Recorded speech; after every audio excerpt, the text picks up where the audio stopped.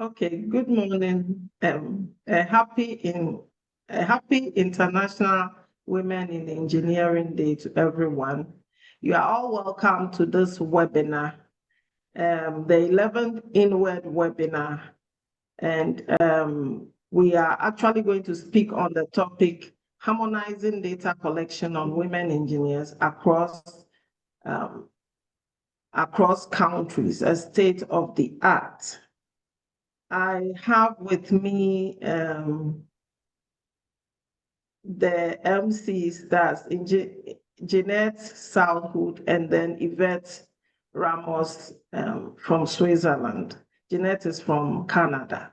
We also have speakers here today going to share the methodology on how data is collected from their various countries, representing the WFEO regions.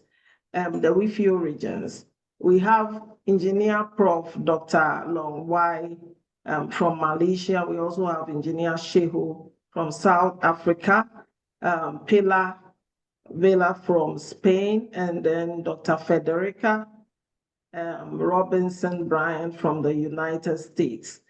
And so we are looking forward to a very successful webinar.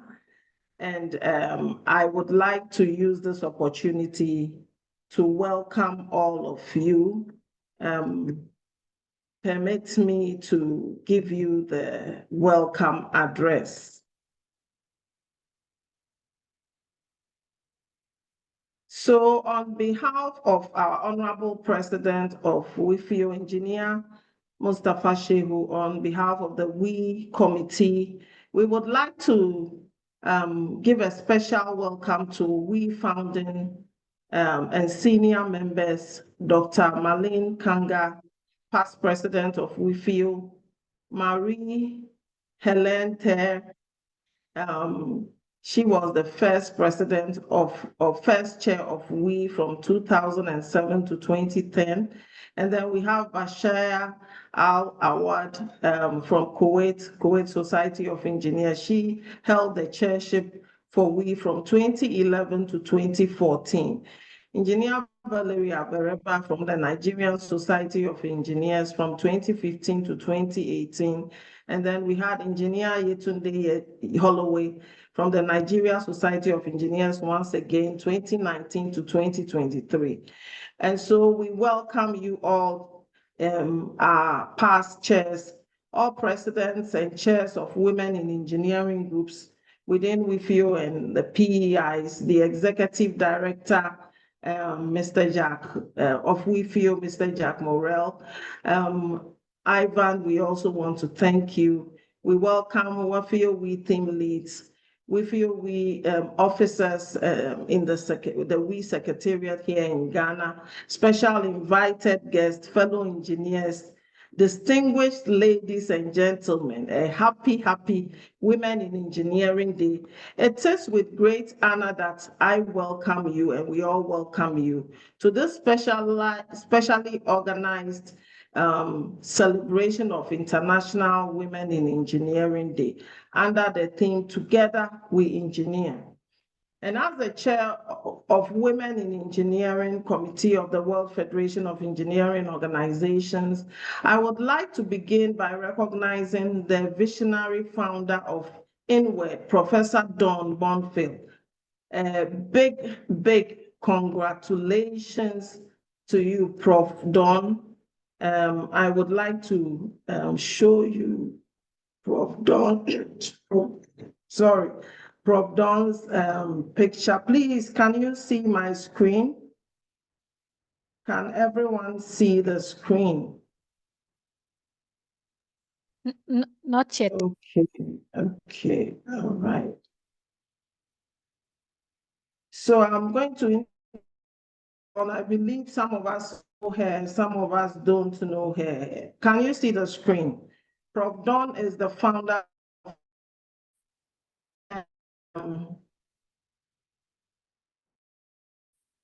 she is a materials engineer and now works on sustainable development, inclusive Commonwealth, and it's an international member of WFEO. Also the theme 4, theme for we. And so on this note, I would like to say congratulations, Prof. Dawn, for the great job you have done and for making this day a special day that we celebrate worldwide. Your work has been instrumental in elevating the visibility and impact of women engineers across all borders. I would like to sincerely acknowledge the leads of our committee's strategic theme 3, collection of engineering indicators, whose initiative and commitment have brought us together for this important dialogue. I also warmly commend the joint efforts of WFEO Secretariat in Paris and then Ghana as well. We would like to use this opportunity to tell you that today's session is a step forward in our collective journey to address a critical gap: the lack of harmonized gender disaggregated data on women engineers. Without reliable data, we are constrained in our ability to design effective policies, monitor progress, and advocate for change. This webinar offers us an opportunity to share methodologies, learn from one another, and collectively shape a framework that allows a meaningful comparison and progress tracking of all that we are doing to close the gender gap. So together, as we engineer the world, our main theme for INWED, I would like us to reaffirm our commitment to equity, evidence, and excellence in engineering. May this session inspire new partnerships and concrete actions towards a more inclusive future for our profession. I would like to thank you all for making time or taking time off your busy schedules to join us. And I wish us all a productive and an engaging webinar. Thank you very much. I would like to use this opportunity to welcome our team leads.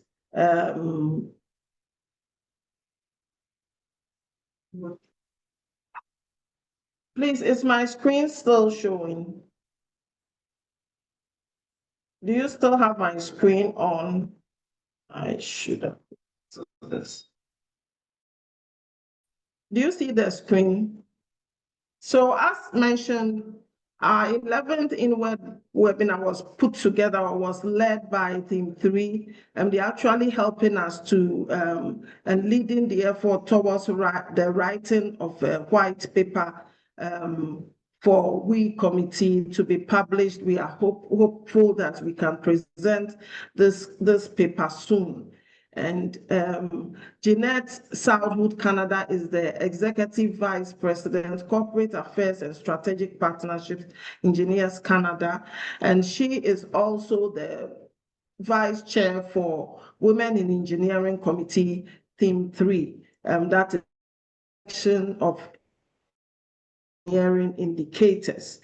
And she's an award-winning engineer and leader, Executive Vice President, Corporate Affairs and Strategic Partnerships at Engineers Canada. Before joining Engineers Canada, she led the Canadian Urban Development and Infrastructure sector and the Global Suitable Cities teams at the international consulting firm. Yvette has a number of accolades to her name. Because of time, I would like to pause here and also introduce Yvette Ramos, Switzerland, Swiss Engineering, Geneva. Yvette is an MBA, MSc Engineer, PhD 4th year, Swiss Engineering, Geneva. She's also the author of Woman Engineer CDFI Prize she won in 2025 France. They are our co-MCs, and I would like, before I hand over to them, I would like to say thank you for the great work you have done so far, and thank you to all team leads. Contributors of this paper. to Yvette and Jeanette to tell us more about the paper, and then we can drill down into our methodologies. Thank you very much, Enyonam. And hello, and welcome to International Women in Engineering Day around the world. I am Jeanette Southwood, and I'm going to ask if we could start the slides, but I'm going to continue to speak while the slides are being brought up. So as Enyonam mentioned, the work that is going to be presented today arises from Theme 3 of the World Federation of Engineering Organizations Women in Engineering Committee's plan for 2022 to 2027. Theme 3 is focused on strategic indicators, and it's co-led by myself from Canada and Yvette Ramos of Switzerland. The next slide, please. And the slide that I'm referring to now is the list of speakers. So today we have speakers from all over the world joining us. We have Enyonam from Ghana. You would have heard Enyonam in her role as chair just a few moments ago. She'll be speaking in a few moments about the region-specific work that is being done. We have Yvette, who will be speaking about work in France and Switzerland. I'll be speaking about Canada. Wai Yie will be speaking about Malaysia. Tshego about South Africa. Pilar about Spain. And Federica about the USA. The next slide, please. Thank you. On a global level, there's a lack of reliable data on the number of women qualifying as engineers, working in the engineering sector, and gaining professional status as registered engineers. This limits the ability to clearly assess the needs and gender disparity in the profession, as well as the type and impact of actions that are needed. This lack of evidence is sometimes used to justify lack of action. The use of disaggregated data helps to understand trends and provide a stronger basis for comparative analysis across countries and regions. It will also help to promulgate better understanding of challenges regarding retaining women in engineering. National data are available in some countries, but it is often difficult to compare from country to country. There's therefore a significant need and opportunity for leadership to collect reliable and accessible gender disaggregated global data on aspects of engineering, according to definitions and methodologies, which will be available for comparison and benchmarking. If you could go to the previous slide for a moment, please. The previous slide includes a quote from the UNESCO report, Cracking the Code. And the quote is, internationally comparable data are also needed on a larger scale to ensure evidence-informed planning and policymaking, as well as further documentation of the effectiveness and impact of interventions. So if you could take us to the next slide, please. I'm going to turn the floor over to Yvette. Thank you so much.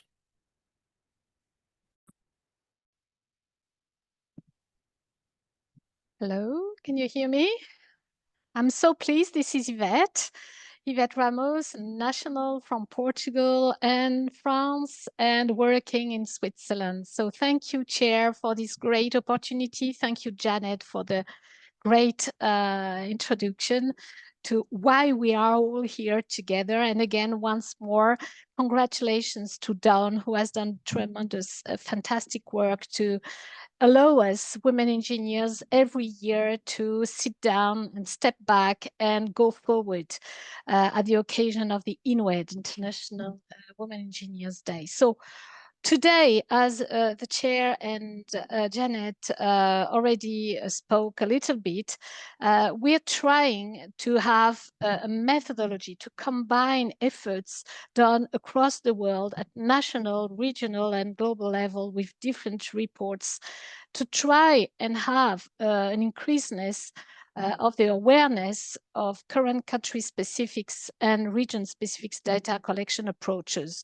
So it is so important that we try and standardize metrics and methodologies, and if possible, of course, design a few action points so we are all on the same page, all aligned and have a better harmonization. because as we understand, next slide, please, we have to measure what we treasure. And we really know that if we don't know where the women are, what are their profiles, then we don't know how to act. So this is a great opportunity for all of us to draft a paper that can be, of course, presented. Today, you'll have already a few hints on what we have done so far collectively across the world, but we really aim at having that paper, why not presented, as Enyonam said, at the occasion of the WEC this year in Shanghai. So the abstract, you have it in front of you. I don't have to really read it, and you can find all the information you need as long as you belong to our group. So please join us. The objective is really, again, as we say, to address the current disparities in data collection methods and propose a unified approach to ensure consistency and comparability. And of course, this harmonization, as we say, will enable us, policymakers, educators, industry leaders, to better understand why we are at this stage of inequality among women engineers globally. And of course, we want to have informed decision-making and targeted initiatives. Next slide, please. So I'll turn right away to the European case. I'm very European, born in France, from parents, nationals of Portugal, myself doing my PhD in University of Lisbon and working in Switzerland. So we want to stress that some regions, and we're very lucky to have that in Europe, that we have a fantastic tool that is already collecting data across the countries of Europe, and it's called the SHE figures, CHE figures. The latest report provides, 2024, provides comprehensive data on gender equality in many STEM environments, of course, in research, innovation across Europe. And we're tracking the career progression of women and men in STEM, science, technology, engineering, and maths, from the doctoral studies to leadership positions. And for that, we use a tool that is called the SHE Figures Index, that is a pilot tool measuring gender equality progress in research and innovation, R&I, across European member states, and also try and puts out the gender equality plans that provide GEPs, that provide a comprehensive analysis of the evolution and impact within the EU. So we have here a structured methodology to collect data on women engineers and gender equality in those sectors, research, innovation across European countries, with a data collection process that is very well referenced and detailed and documented in the report. Just a few hints here that I would like to put together is that this methodological approach includes data sources. So we rely, for example, on the National Statistics Office, Eurostats, and institutional surveys to gather those gender disaggregated data. So this is one part of the data source. The second part is we use, of course, additional sources that include the higher education statistics, the labor force surveys, and the research institutions reports. The second issue, or the second big aspect of the methodology, is that we track indicators and we measure. So the SHE Figure Index tracks the gender equality progress across 6 dimensions, and it's all detailed there. But for example, we track career progression, decision-making roles, and research participation. We have specific indicators that measure women representation in engineering and in STEM occupations, leadership positions, etc. So next slide gives you, so this is all about the different percentage that you find. I won't detail, but I'd like to spot on, next slide, please, the different results that we have in some countries. Thank you very much. So this is what I was speaking about, sorry. So you find here the the key tools of the methodology. And next slide presents the results. I won't go into the details, but what we can find here is already that women represent 41% of scientists and engineers in the EU.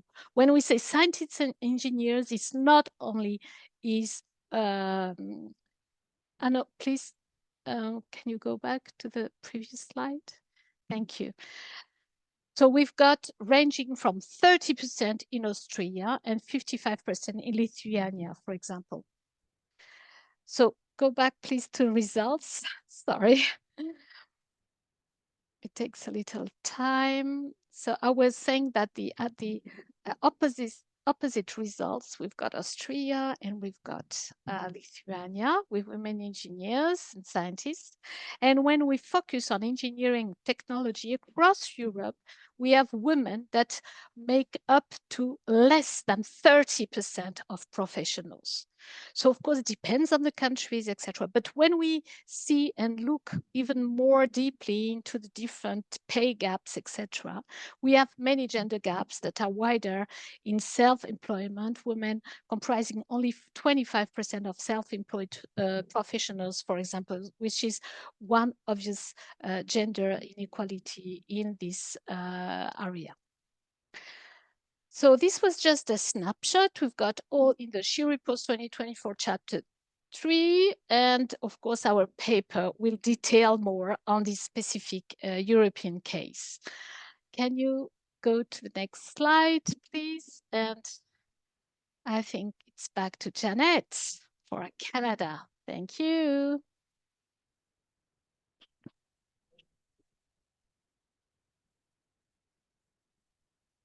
Thanks so much, Yvette, for sharing that great work.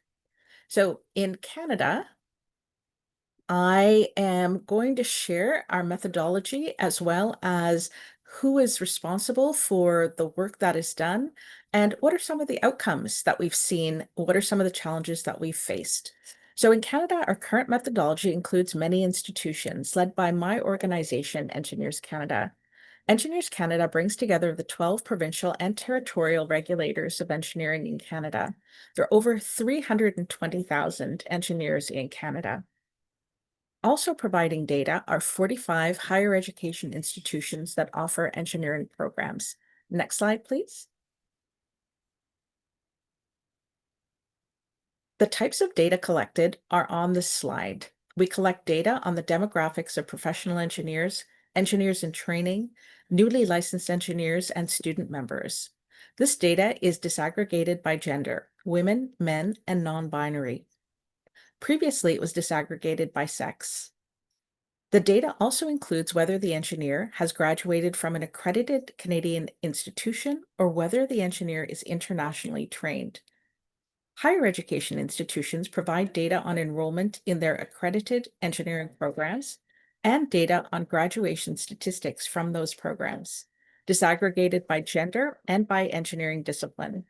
Some institutions also report on the number of Indigenous students in their accredited engineering programs.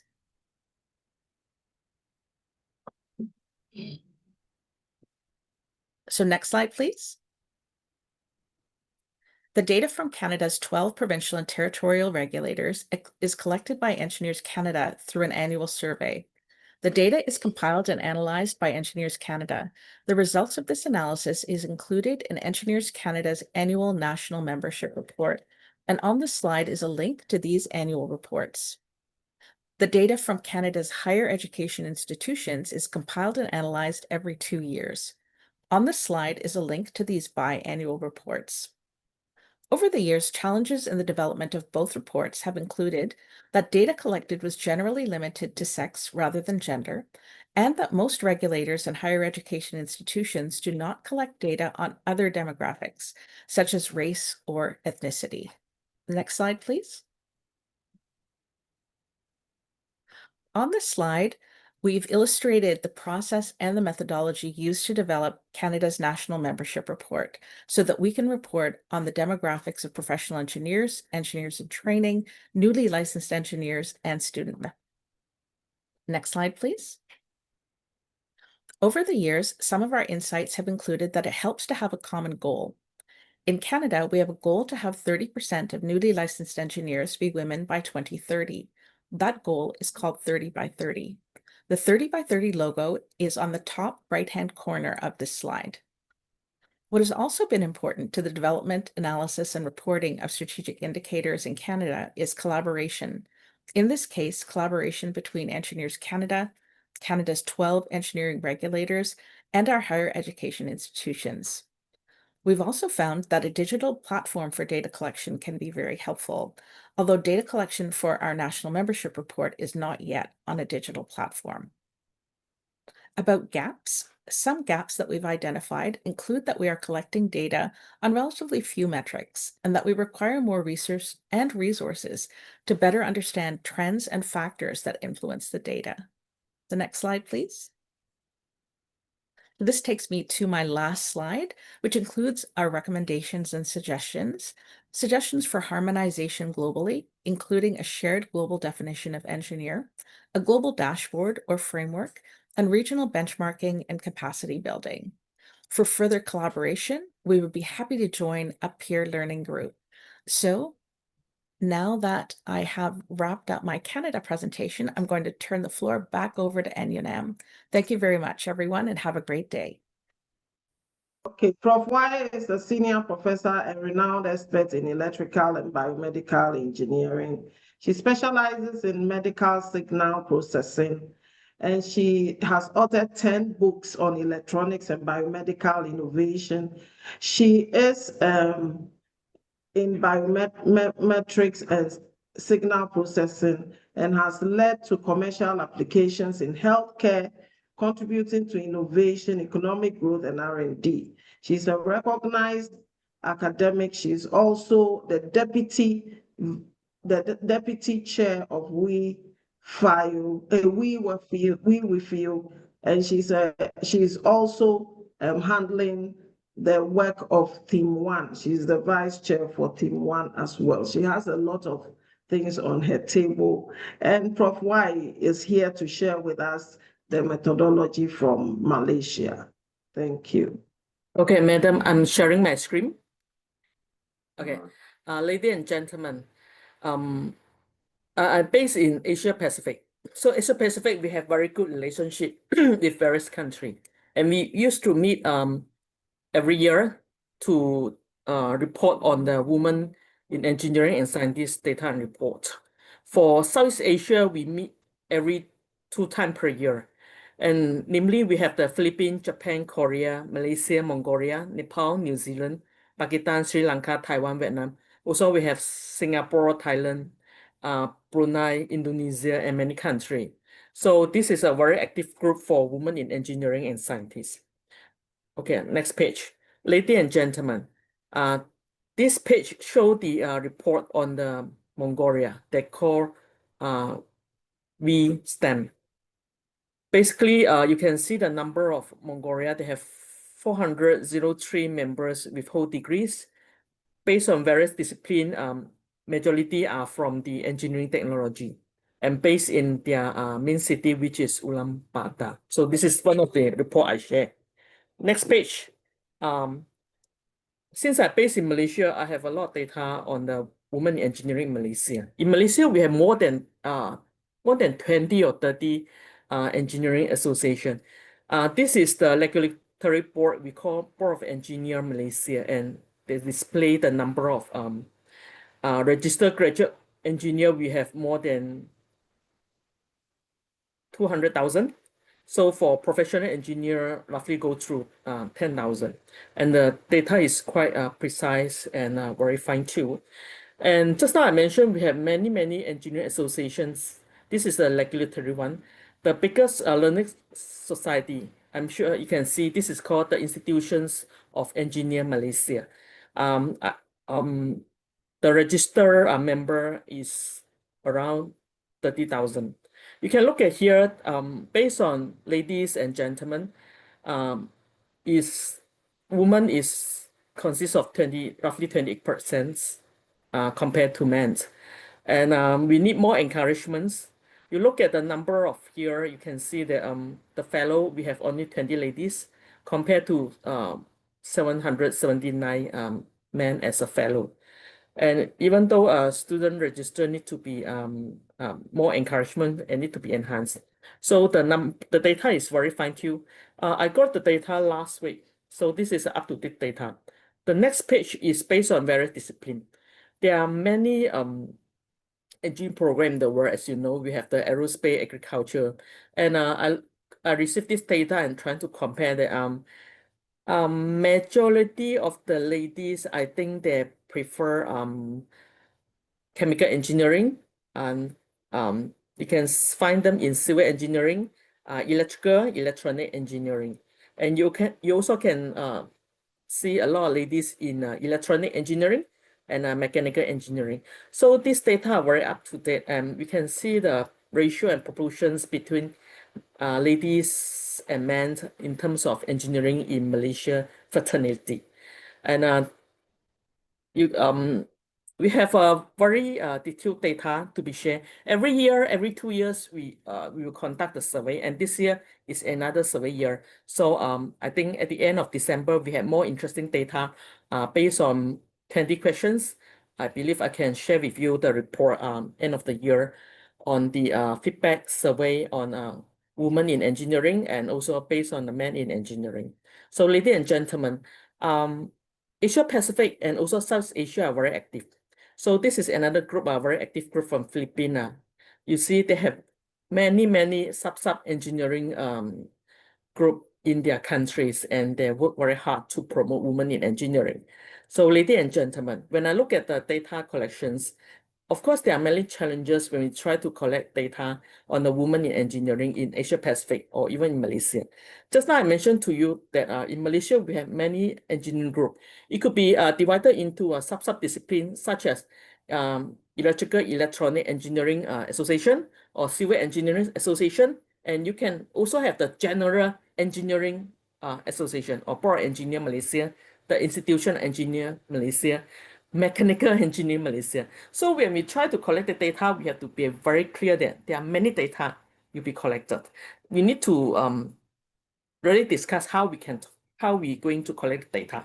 Another thing is for Malaysia is we have engineer, we have technologists, we have technicians, we have professional engineer, professional technologists. So all these categories need to be discussed among the data providers, even though discussed with our friend from Europe, our friend from Canada or US. How would you want to categorize different engineering fraternity, engineering categories? Another thing is when we collect the data, the ethical and privacy need to be taken care as well. And after we collect the data, another challenges will be how could we digest the data, how we categorize the data. It will be very interesting, and we need some resources and expertise to categorize the data properly.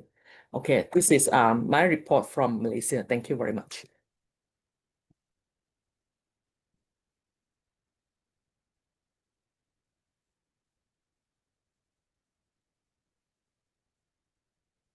Okay, thank you very much.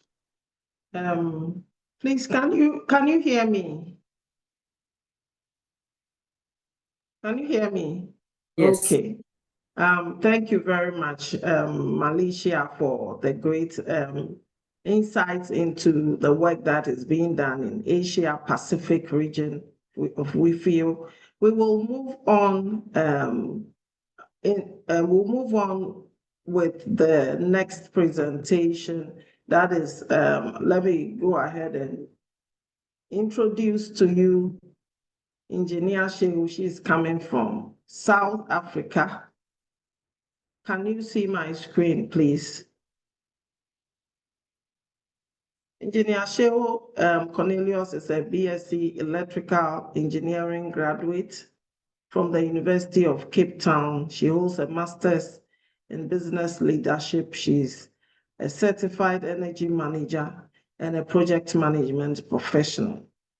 With more than 16 years of working experience, she has held various leadership roles for various organizations and has received numerous awards. She's currently the Theme 3 lead collection. Interestingly, at the African level, we are sharing the same things, and she is the vice chair for WIE Committee of the Federation of African Engineering Organizations, and she's the vice chair for Theme 3, the collection of engineering strategic indicators. She's also the lead for the FAEO's African Engineering Week Awards Committee. That's a big one. And so on this note, Engineer Tshego, we hand over to you. You can go ahead with your presentation. Thank you, Madam Chair. We can't see your screen. Oh, you can't see the screen. I'm sorry. I thought I had shared it. Okay, No, let I me think you share stopped it. sharing. Wow. So they didn't see your face. Okay, so let me No, that's fine. let them see your face before you share. So that's Engineer Tshego. Since we are virtual, we would like to know all who are presenting today. So please, you can go ahead. Thank you. You can go to the next screen. Good morning, good afternoon, good evening, everyone. Yeah, next screen. Thank you. So I'll be sharing what the Theme 3 has done for Africa. So I'll be touching a bit on South Africa as well as Zambia. Here you'll see that in South Africa, we have what we call Engineering Council of South Africa. It is a statutory body established in terms of the Engineering Profession Act. EXA, and we call it EXA, its primary role is the regulation of the engineering profession in terms of this act. Other functions for EXA or FEXA includes accreditation of engineering programs, registration of persons as professionals, as well as regulating the practice of registered person in South Africa. So in EXA, we collect different type of data, including the application type, candidate or professional. Usually our candidate engineers would be those that are still in training or those that have not registered yet as professional. I think in other countries, they use licensed engineer. In South Africa, we use professional engineers. We also collect registration categories. So we've got an engineer, we've got a technologist, we've got a technician and a certificated engineer. Other additional categories includes the international register that we keep, as well as specified categories that will be like your maybe technical engineering practitioners, like your lift inspectors and so forth. We also collect data per discipline, and that includes all engineering disciplines. We also collect based on the demographics, race, gender, age, nationality, disability status. And I think for the purpose of this, we are more interested in the gender stats. We also collect location as well as education level, depending where the person studied, as well as the level of qualifications, because we've got different years as well as different programs for the engineering practitioners. So by engineering practitioners, we refer to all the categories from engineer to a technician. All right, so here in the middle, it is the registration system that EXA uses. So we have different documents and guidelines that we refer to. We have a policy that governs how we register professionals. I think of interest as well is to know that EXA is recognized internationally under the auspices of the International Engineering Alliance. We have agreements, or we are registered with the Educational Accords, 3 of them, the Washington Accord for our professional engineers, Sydney Accords for professional technologists, and the Dublin Accord for our professional technicians. We also have different agreements for the different categories as listed there. For example, for the engineers, we have the International Professional Engineers Agreement. All right, thank you. Next slide. So here, I think just a highlight. We have more data, like I said, that we are able to divide it also into discipline and any other information that one might need. But on a high level, EXA started collecting this data in 1969, and to date, we have about 55,000 registered persons. Out of those, we've got about 10,000 females registered, which then translate to 18.5%. So out of 100%, we have 18.5% of female registered in the EXA database. I think further on, So you just go, okay, no, I think you can go to the next one, is fine. I think I'll go into detail more when we talk Zambia. EXA also has what we call voluntary associations, which they work with. You'll notice that voluntary associations are more discipline specific. For example, the electrical one is the South African Institute of Electrical Engineers, civil being South African Institute of Civil Engineering. So all of these voluntary associations, as well as other collaborations like the Department of Higher Learning, they are all aligned with EXA. In terms of the data collection method, we use new application processes as we collect. So EXA has recently joined what we call CRM. Launched what we call CRM. It's a self-service portal where we then use this to collect all kinds of data as well as register the newly graduates or the interested persons to register as professional engineers. So the system or the system is updated regularly. So as when people register new applicants as well as renewals, you are required to renew your license every 5 years, as well as you could update your profile at any time. So that is when we also get, so every year EXA would publish data and statistics of what is happening in the engineering fraternity. Of course, some of the challenges as we move with technology includes still having to do some manual checks here and there, or you find that maybe some missing or unclear discipline categories is there, or people not completing their forms. But generally, there's still a huge imbalance in terms of gender registration. Touching on Zambia, they also collect similar, but you will see here that they have engineer, technologist, technician, and craftsperson as well as skilled person. So I think one of the challenges that were raised is the standard definition of how we actually refer to our engineering practitioner in general. They also have all engineering discipline, and they are also able to collect or to differentiate the data in terms of gender, age, and nationality. As well as education. So you can go back to the previous slide. What is of note for the Zambian one is that they only collect data if somebody wants to register, so only paid up members. So you could be an engineer practicing, but if you have not paid up your fees and you have not received the license, you are then not counted. So you do not form part of the stats. So that is one of the gaps, as well as Zambia is also not registered with any of the accords. So I think there's still some standardization that will still need to be done there. But this information then will need to be fed into the policies and the legislation that we do, and that's some of the challenges that we find.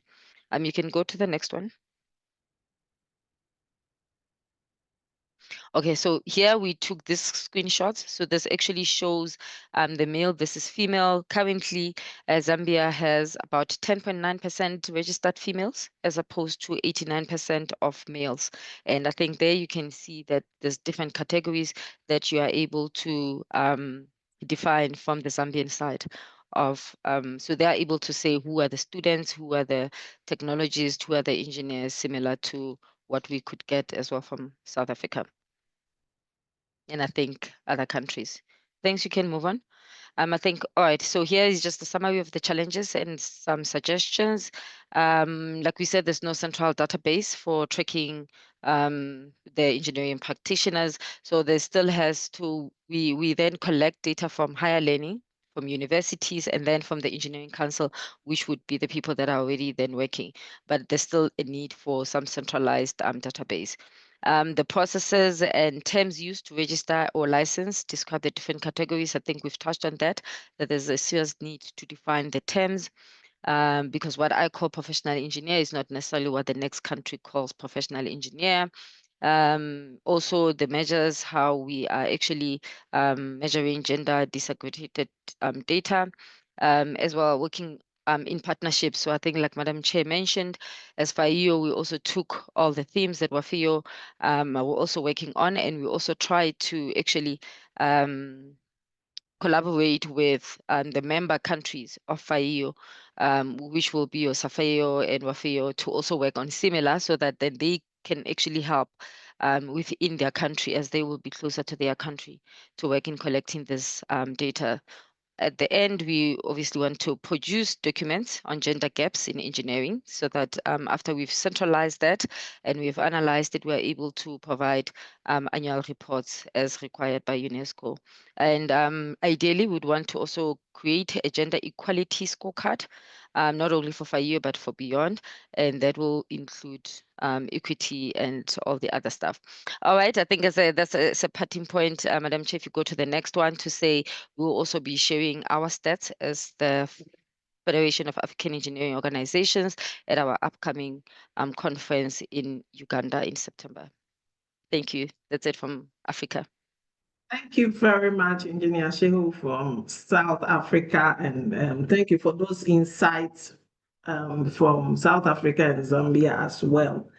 Thank you. We have our next speaker, Dr. Federica Robinson-Rryant from USA. Dr. Federica is the systems doc. That is, she's known as the systems doc. And she's a systems engineer with a keen passion for social impact.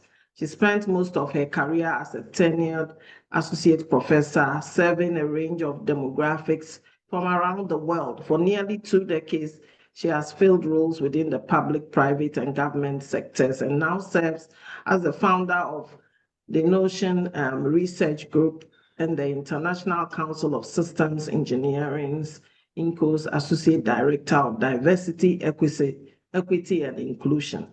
Her programs, Systems at Any Age and On Your Own Journey, redresses the concepts of systems thinking and systems engineering for individuals of all ages. Her books embody smart STEAM topics from early education through young adulthood to the application of systems thinking on motherhood, diversity, equity, and inclusion, and the human experience. Dr. Federica Robinson-Rryant, over to you. Thank you very much. Good day, everyone. Once again, I am Dr. Federica Robinson-Rryant. As we explore the critical topic of data harmonization for women in engineering in the United States of America, it's essential to understand who the key players are in collecting this vital information. Today, I want to briefly highlight the primary institutions responsible for such data in the United States of America. But before we dive into that, it's important to briefly acknowledge the dynamic landscape in the United States of America. Over the past few months, there has been significant political and social changes impacting education and diversity, equity, and inclusion initiatives. So while these developments may influence the work of some of these agencies that we're going to talk about throughout this presentation moving forward, their full effects are still unfolding, often in real time, or subject to ongoing legal processes, and thus aren't fully reflected in this data and established structures that we're discussing today. So basically at a federal level, and you can go back to the previous slide, at the federal level, the U.S. Department of Education, specifically the National Center for Education Statistics, plays a crucial role in tracking educational pathways, including engineering enrollments and graduations.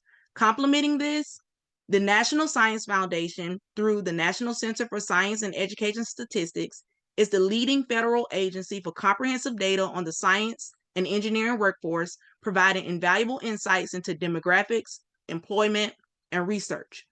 Moving to accreditation, the Accreditation Board for Engineering and Technology, or ABET, gathers significant data on the health of engineering programs, including student demographics, which informs our understanding of the pipeline. For broader economic and workforce data, we turn to the U.S. Census Bureau and the Bureau of Labor Statistics. They both provide crucial figures on employment trends, salaries, and the overall representation of engineers in the workforce. Finally, at the ground level, universities with engineering programs are vital sources of specific institutional data, and various national engineering councils and societies also contribute by tracking their members and conducting focused surveys within their disciplines. Understanding the roles of these diverse entities is the first step towards identifying opportunities for global data harmonization. Next slide. Now that we've identified the key data collectors, let's explore the types of information being gathered. U.S. institutions collect a broad range of data crucial for understanding the landscape of women in engineering. This includes enrollment rates, tracking the number of women enrolling in engineering programs at all degree levels, bachelor's, master's, and doctoral. This naturally leads to graduation rates, showing us the number of women completing these degrees across various engineering fields. Now, once in the workforce, we examine employment rates to see the percentage of women employed in engineering occupations and their fields of specialization, revealing the distribution across disciplines like civil, mechanical, electrical, industrial, etc. Crucially, salary data provides insights into earning, often compared between women and men. Retention rates help us understand how long women remain in their programs, roles, or the profession.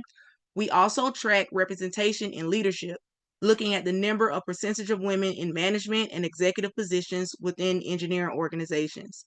Beyond these quantitative measures, some data also dives into workplace climate and experiences, exploring women's perception regarding bias, discrimination, and support. And lastly, vital demographic information like age, race, ethnicity, and sometimes cross-tabulations with things like disability status allows for a more nuanced understanding of the diverse experiences within the engineering community.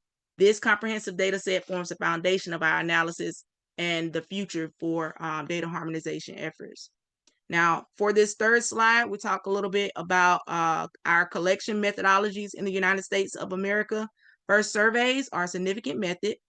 These are conducted by government agencies, professional societies, and various research institutions.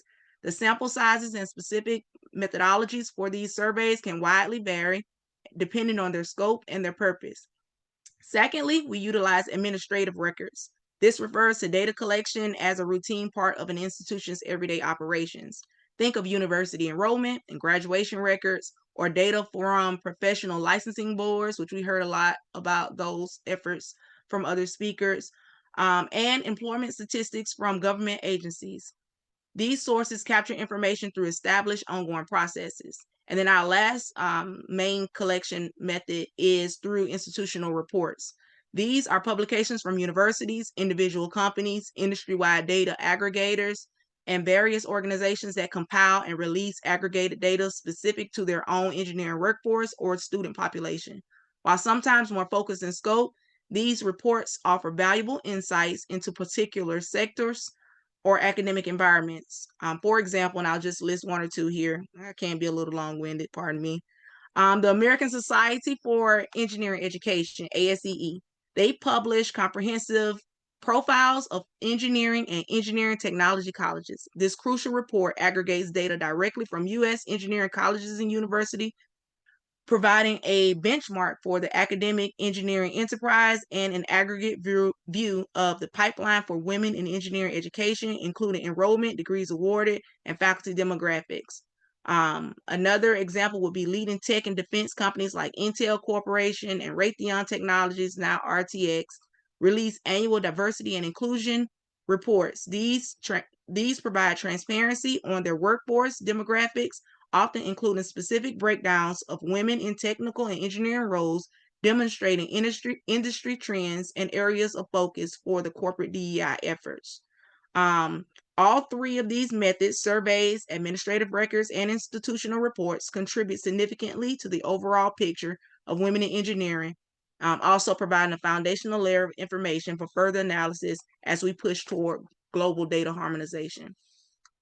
So, challenges. While the U.S. does collect a significant amount of data, several challenges complicate harmonization efforts. A key hurdle is inconsistent definitions. What constitutes an engineer or a specific engineering discipline can vary widely across different data sources, making true comparisons difficult. We also face data siloing, where valuable data sits in separate repositories across various agencies and organizations, often not easily linked or integrated.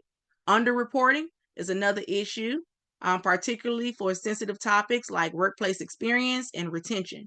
This can be due to survey fatigue or concerns about anonymity, leading to incomplete pictures. Another significant gap is what I'll term intersectional deficiencies. So while gender, race, and ethnicity are often disaggregated, data comprehensively capturing the experiences of women at the intersection of multiple identities, such as disabilities or sexual orientations, etc., remains limited. Furthermore, we struggle to fully capture the de facto engineering workforce, individuals performing engineering work without formal degrees or titles, or even formally trained engineers working in non-traditional spaces, sorry. They are a vital part of the ecosystem, but often untracked. Career trajectories, complexity presents another challenge. Following individual pathways into and through engineering careers over time is difficult due to data limitations and the inherent complexity of tracking cohorts. Now, finally, even when data is publicly available, data inaccessibility and usability can be a major barrier. Information is often scattered across diverse sources, requiring significant effort to locate, understand, and analyze effectively. I'm not seeing the screen there.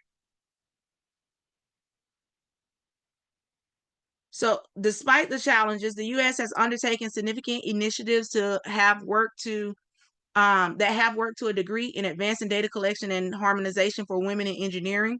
One key area is the establishment of the Federal Interagency Working Group. These collaborations among various federal agencies have proved crucial in improving data collection and reporting among STEM fields, including proactive efforts to align definitions and categories wherever possible. Also, professional society initiatives have played a vital role. Organizations like the Society of Women Engineers, or SWE, consistently advocate for better data collection and reporting. They often collaborate with research institutions and even government agencies to drive these improvements.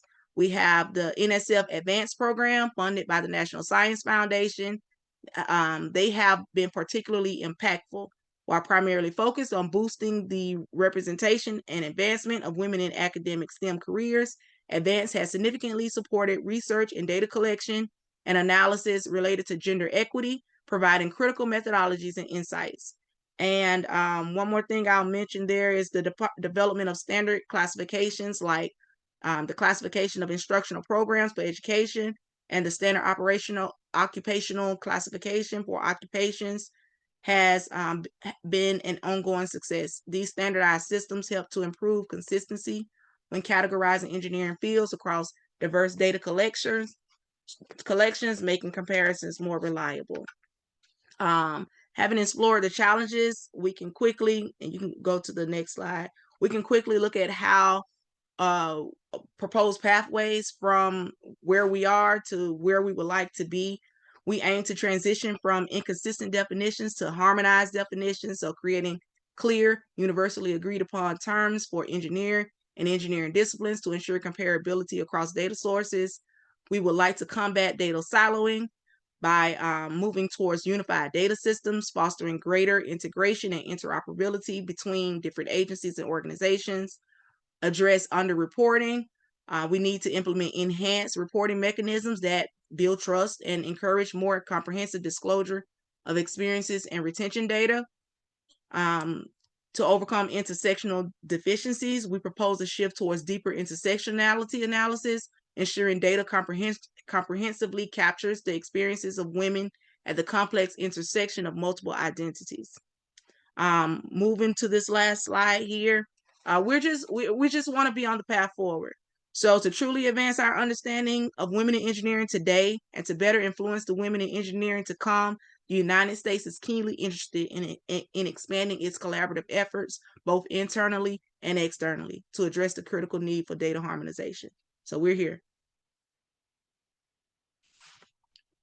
Thank you very much. Our time is just running so fast, and so we would like to thank you, Dr. Federica, for that great insight into how USA collects data on engineering statistics. Our last speaker and participants, thank you for joining. I believe this is a lot of information for us within this short time, but I'm really learning about how data is collected. I believe you are also learning so that you can pick the standard methodologies that you are hearing from others, and make sure that we streamline these data collection methods across our various countries and be able to influence policy and direction in the future for engineering, in terms of engineering. And so we move on. The last speaker, Pilar Robledo Villa. She is from Spain. She's representing Spanish engineering institution within the WFEO Committee, and is also an ISO TSC TC267 facility management. She's also on that committee as well. She's an industrial engineer and holds a master's in industrial organization and business management from the University of Seville in Spain. She's a senior R&D technology advisor on international R&D funding at Andalusian regional government. She's a lecturer in business management at the University of Seville, and she's a lecturer in business management at Health Engineering Degree, University of Seville.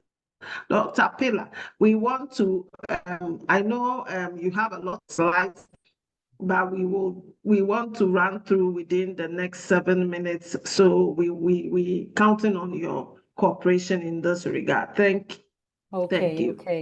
Okay, thank you. First of all, I want to thank all participants, and of course all the World Federation of Engineering Organization for inviting me to speak about the figures in Spain. First of all, I want to see all the figures and all the numbers in this important report of European Commission that I think is very important.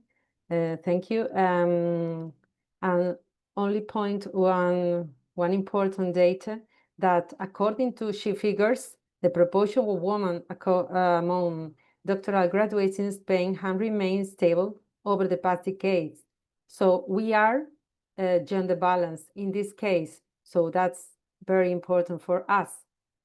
So I think it's so the woman scientist and engineer in Spain is also very well balanced. As you can see in the figures, that we have increased 2.7 and to 3.5. So next slide, please. So that's a gap. We have a gap, a gender gap in that slide, because I want to remark that Spain performed below the European Union average, and currently ranks 15. That's we have to improve. A data we have to improve. For next slide, this is the sort. So it's a slide to summarize the information and to represent. Well, I think this is not the last version. Sorry. So we have to remark that we have our potential on research sectors, gender dimension in research and innovation contest. We are the 5th, and research participation. And this slide like me very much, because it's summarized that you can see that in every files of specialization in engineering, we have gender balance, and in another one, we have gender gap. And we have to ask why environmental engineer and chemical engineer, we are in gender balance, and why mechanical and electronic engineering, we have to make more effort to engage women and children on that field of specialization. We can see aeronautical engineer and mechanical engineer, we have a gender gap also. Next slide, please. That's the slide represent, because I haven't said before, but data in Spain are collected by Ministry of Labor, as you can see here, and National Statistics Institute of Spain, and also Institute of Engineering in Spain. So that's the latest data, as we can see how important is the gap we have seen before, that environmental engineer, we are gender balanced, and in another specialization, file of specialization as mechanical or electronic, we have a gender gap. Next. And then I would like to remark that on June, we have the new report, the Global Gender Gap Report of this year. And I think it's very interesting to analyze, because analyze all this aspect in all countries, including Spain, that are ranking higher than most nations. Next slide, please. So we can see in this Global Gender Gap Index 2024 that Spain is in the 10th position. So that's very good for us. Next slide, please. Here we can see in this slide, we can see all the countries and divided on as in 2024, you can see Spain in the last position. Next slide, please. So analyzing this, I suggest to strength and what our strength is always in that the country fares better in the area of the educational attainment due to the large number of women enrolled in all levels of education. That's our I propose, no, sorry, the previous slide, please. We propose the smart indicators to monitor progress. So in order to gather information. Female employee rate in engineer roles, more promotion and leadership representation, and retention rate of women in engineer careers, and girls in STEM programs. We have to collaborate more, and I think it's a good way to do. Next slide, please. As I was saying at the beginning of this presentation, the key source of information in Spain here in my presentation today has been the World Economic Forum that has recently published, and the Ministry of Labor in Spain. Next slide. Recommendations for future. Early STEM education, encouraging girls from a young age, so much younger as possible, to explore science and technology through hands-on learning and mentorship.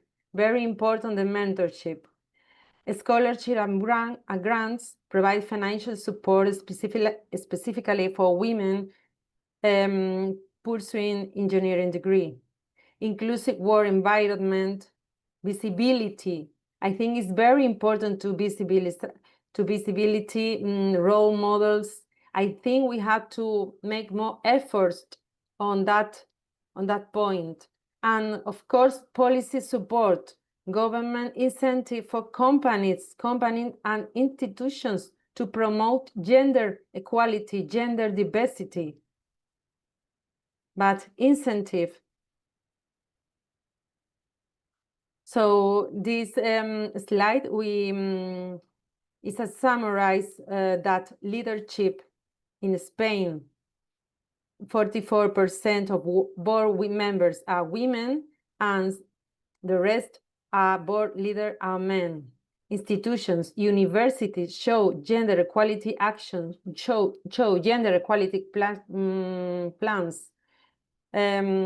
Almost all university, all public institutions show these gender equality plans, but not also the private institutions.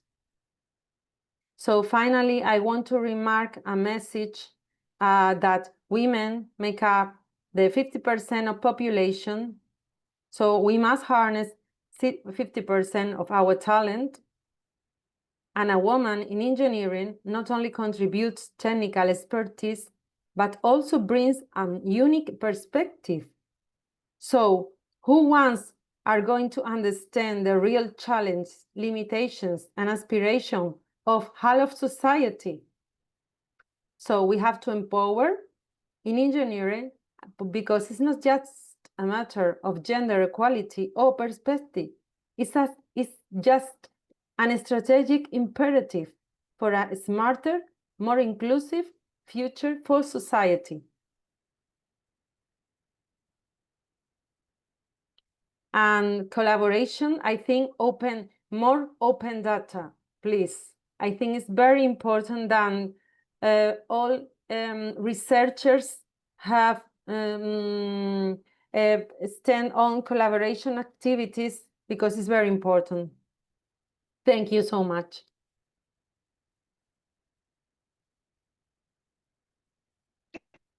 Very much, Pilar, for that great insight as well into the she figures for Spain and the work that it's amazing to know that Spain is actually balanced in certain categories of engineering, and we need to learn from the strategies that Spain has used to be able to get balance in certain aspects of engineering.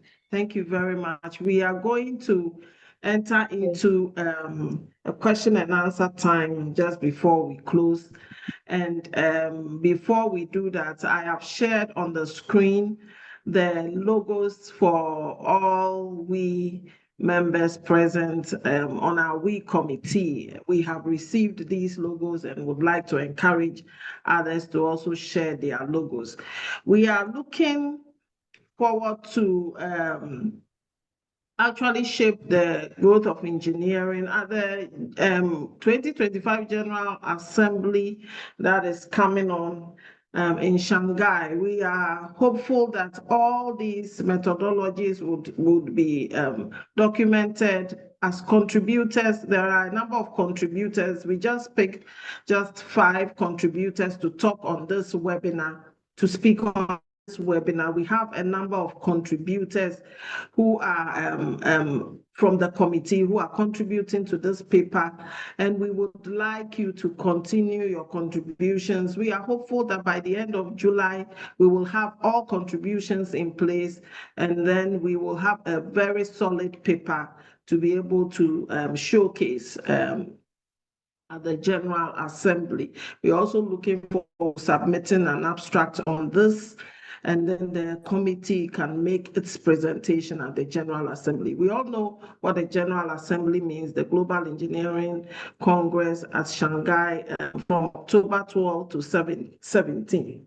And so we would like you to make sure all contributors, before we leave, we'll showcase all contributors. And so I will hand over to Yvette to take us through a few minutes question and answer time. Thank you.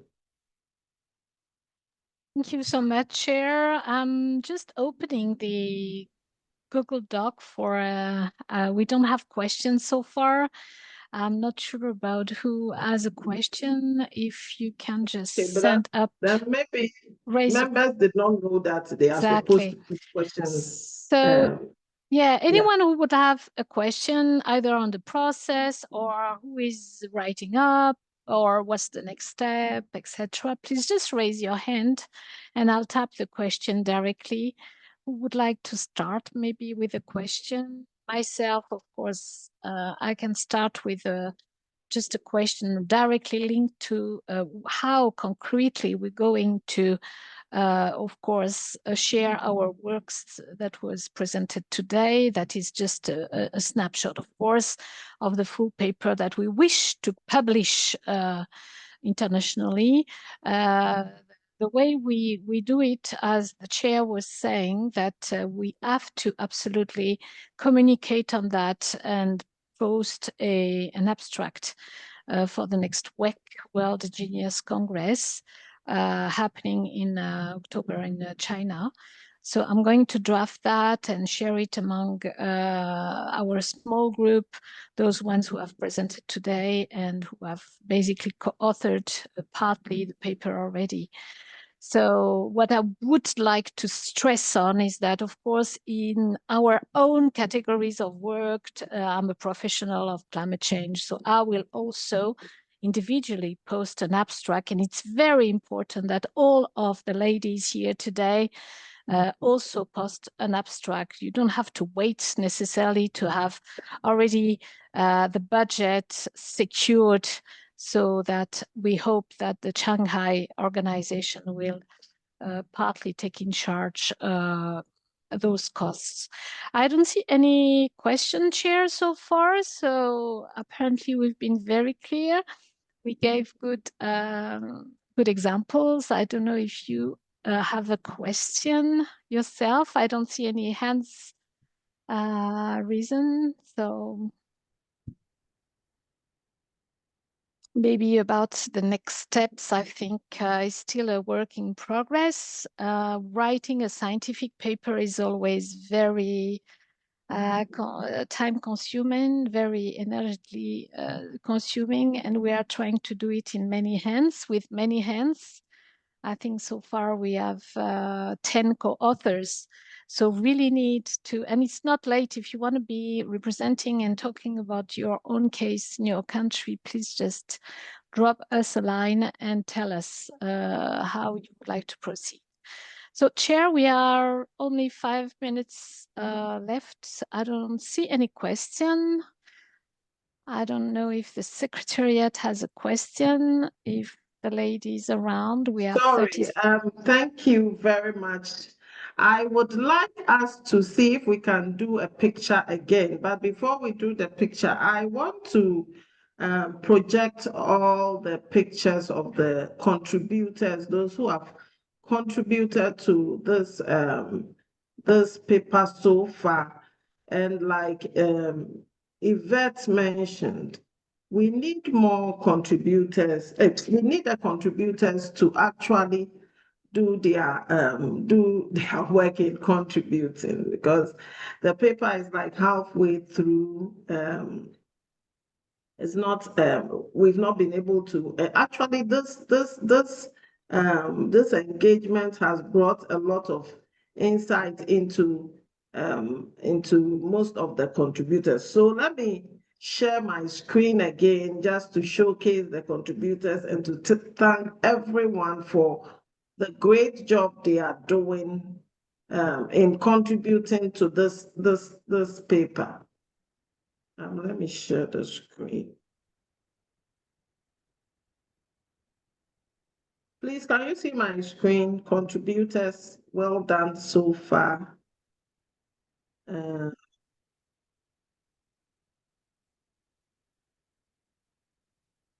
Yeah. So we have all contributors to this paper listed here. I think these are the African contributors, some of the contributors from Africa. And then we have, wow, what is that? So I don't know what has happened to the screen. Okay, so let's stop sharing. I'm having difficulty sharing the screen. Share again.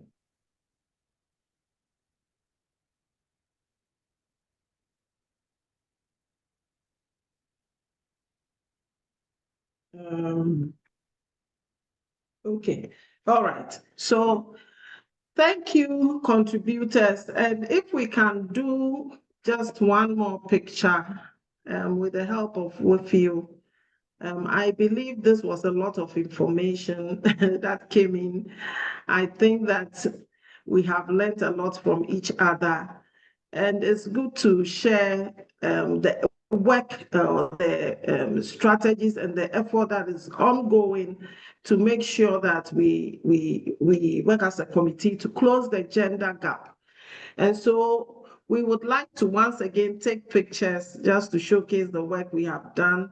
And so with the help of WFEO, if all of us can turn on our cameras, and then we can do the picture, put on a smile. Happy International Women in Engineering Day. You are all doing great in your organizations, in your institutions, and we need to be more visible. We need to continue to do the great work that we are doing.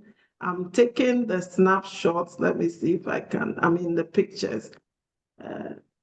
I hope those from the secretariat are also helping me. So that if there's anything I've missed, and also colleagues, if you can take pictures so that we don't miss anyone who joined. This is a great webinar, and thank you for following through till the end. Thank you so much, and happy International Women in Engineering Day. Thank you. Yes, happy day, everybody. Bye-bye. Bye-bye. Bye.